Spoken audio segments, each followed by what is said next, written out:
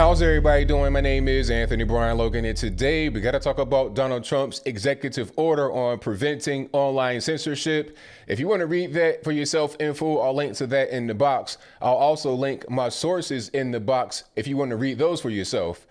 But before I get into all the legalese and the complicated things, I got to back up a little bit here to tell you why this EO is on the table to begin with. Now, there is a history of conservatives being targeted on social media platforms, including your Twitter, which is the culprit here. We'll get to that in a minute. Facebook, Google, everywhere else, all over the internet, conservatives appear to be targeted more than everyone else. And there's a whole list of influencers that are conservative that have been blocked from Twitter. You're talking about Mao Yiannopoulos, Alex Jones, InfoWars, Roger Stone, the list goes on. A lot of guys and girls have been straight banned from these platforms, even like Patreon. Remember back in the day you had Sargon of Akkad get banned from Patreon? A lot of these websites are appearing to target conservatives more than anybody else. And in the case of Twitter, they're most certainly targeting conservatives more than anybody else. Probably Facebook too, but definitely Twitter. They are the main culprit here.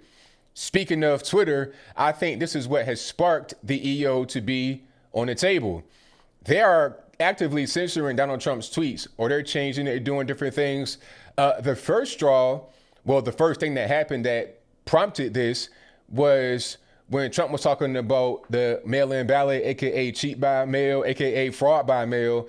He was talking about that, and then they put a little exclamation mark with a line that says, "Get the facts about mail-in ballots," right up under his tweet. So they are fact checking his tweets. All right. They're adding things to his tweets.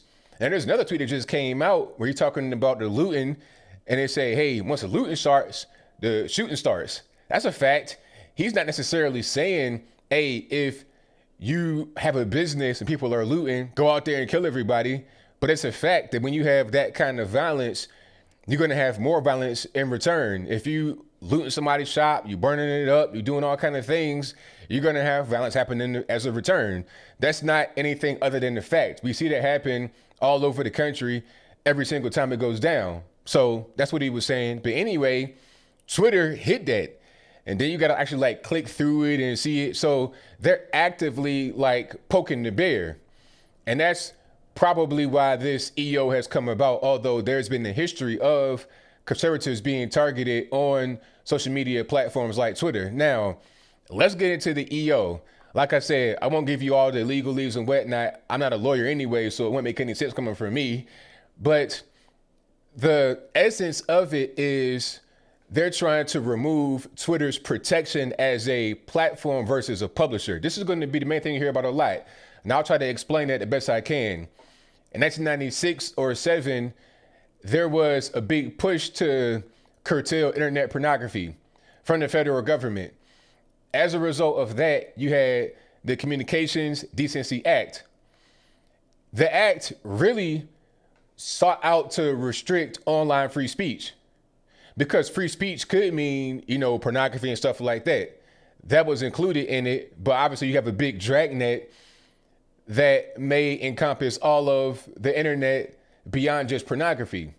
As a result of fears from the dragnet, they put in Section 230, which protects websites like Twitter, Google, YouTube, Facebook, etc., that have user-generated content. So basically, if I have a Twitter page and I upload a copyrighted picture or copyrighted music or something like that, Twitter will not be held civilly liable for that. They can't get sued for that because they are a platform, not a publisher. They did not publish the music or the copyrighted picture or anything like that. All they did was act as a host for others to put up whatever they want to put up.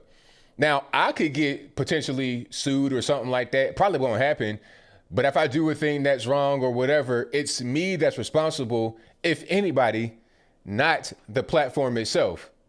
And really, I might not be responsible because I could say I got hacked or whatever. But you understand what I'm saying? Basically, Twitter itself, twitter.com, facebook.com, they would not be liable for what I, the third party user, upload to their particular website because they are a platform, not a publisher. However, if you have Washington Post, New York Post, Breitbart News, FoxNews.com, any of these websites, these are publishers, not platforms. They do not host user-generated content. Anything that goes on their website is edited, it's approved, and it's posted by the website itself. So they are a publisher. If they post a thing that's copyrighted, illegal, violates privacy or whatever, they're going to be held liable. A prime example is Gawker. Remember them?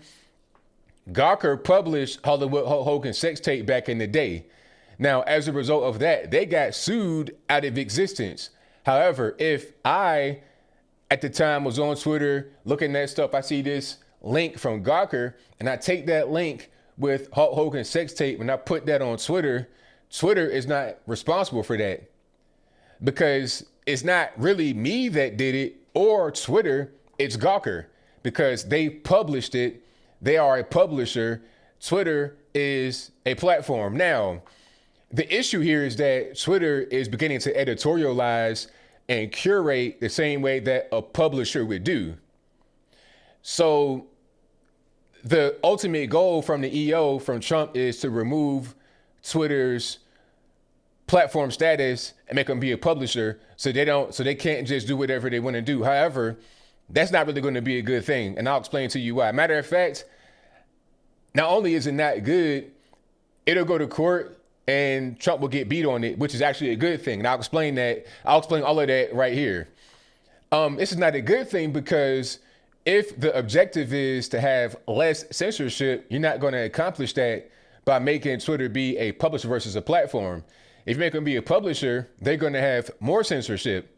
They're going to have less users because they got to be able to control everybody. You got to have everybody be verified. You got to have every user that's on a platform, period, be verified to be able to post content, and everything they post up there has to be published. They go from being an online bulletin board to a magazine. And that really would kind of defeat the purpose of Twitter. So people that have Twitter, Google, Facebook as way they make money or a way they're able to communicate to the world, they're going to be less able to do that particular thing. And if they are still kind of around as sort of an online bulletin board, they're going to be heavily censored. And the reason why is because they're trying to prevent lawsuits from happening. So you're going to have more censorship, not less. Now, of course, Twitter's going to fight it. Okay, they got some really big, wig lawyers. I know that for 100% certain. I saw Tim Pool on Joe Rogan's podcast speaking to Jack, and somebody that was like a community resource. I don't know what her title was, but she was a lawyer. That was pretty clear from hearing her speak for a little while. She was a lawyer. She was right there answering every question expertly. And they probably got a whole team of people just like her that are going to be out here fighting this battle in court. Now, when it goes to court, Trump's executive order will get thrown out. I mean, it'll get beat ASAP because you can't change law via executive order. The CDA was passed by Congress. You can't just bypass that with an EO. That's not how it works. So he'll get beat. However, if the reason why he gets beat is not just the fact that he can't change law with the executive order and they want to put in a thing about free speech, then that's going to affect other companies in a positive way. If the argument is Twitter has free speech, they could do whatever they want, they're a private company, then so can the Christian cake baker. Remember that whole kerfuffle? Oh, you bigot, you Christian, bake my gay wedding cake, and if you don't, I'm going to see you out of existence. That litigiousness, as far as relates to that, it goes out the window because now I have precedent, okay? I'm a private company. I could do whatever I want. I can not do this. I can do that. I can pick and choose. You can't force me to take your business, take your monies. I'm going to do what I want. And that's pretty much how that goes. So it might be a good thing if he actually loses in court. I think the solution to this online censorship, which we know is happening, I mean, we know conservatives are being targeted. The only real solution is to go to a better place. That's it. I mean, really, that's really all you can do. People talking about other sites that exist like Gab and Parler. Nothing against Gab and Parler, but I don't want to go over there because it's kind of seen as like a wasteland, kind of a castaway place, or you couldn't make it on Twitter, or you cannot, get things going on Twitter. You got censored, you got removed or booted out of Twitter. So now you got to come over here to Gab and Parler. You're not able to grow like that because these websites have a lot of the same kind of people that are like-minded, that don't like Twitter, that don't like the censorship. So you guys are all kind of in one echo chamber. You can't grow like that. So, I mean, you want to be able to have open Discord with everybody from all sides. The only thing that could really change Twitter, Facebook, etc., is viable competition, a thing that kind of grows organically, that is not kind of pressed upon you because you feel like an outcast. It's the same kind of way Facebook grew, MySpace, the same way Twitter grew. Twitter grew because there was a particular need for that style of a website and they filled that need. Same thing with TikTok. As a Chinese company, that's a different story. I digress. Anyway, TikTok is like, for kids dancing and stuff like that. That's how they grew. It wasn't like, oh, I can't go to YouTube and I can't go over here and do this. I want to go over here because it's cool and I like it. It has to grow like that. If it does not grow like that, then there's no actual growth that can actually happen in a real way that would benefit you as a person. If you're trying to make money on this, if you're trying to spread a message, you can't really spread a message and get it out to the masses if you're kind of in an enclave of people that had kind of been, jaded by a different website. But I think I'll leave that right there for now. And what say you? Do you think that I'm correct in my assertion about Trump's executive order to curtail online censorship? If that's your viewpoint, let me know why in the comments below. Or am I incorrect about my assertion? If that's your viewpoint, let me know why in the comments below. I agree with the spirit of the executive order. I agree with it 100%. I'm all with it, 1,000. But I think legally, there'll be some challenges. You have the act already, Section 230, that's already in law. If you can change the law and make it make sense to where these companies still exist, because I don't want to kill Twitter, I just want more fairness. How can we really legislate fairness without infringing upon their rights to free speech as a private company?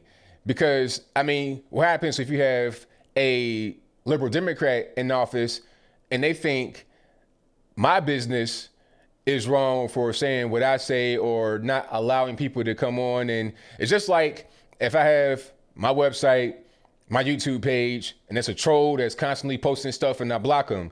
Can I be sued for blocking that troll? Because the left may not see them as a troll. They may see them as somebody that's bringing lively conversation, and I'm censoring the right to free speech.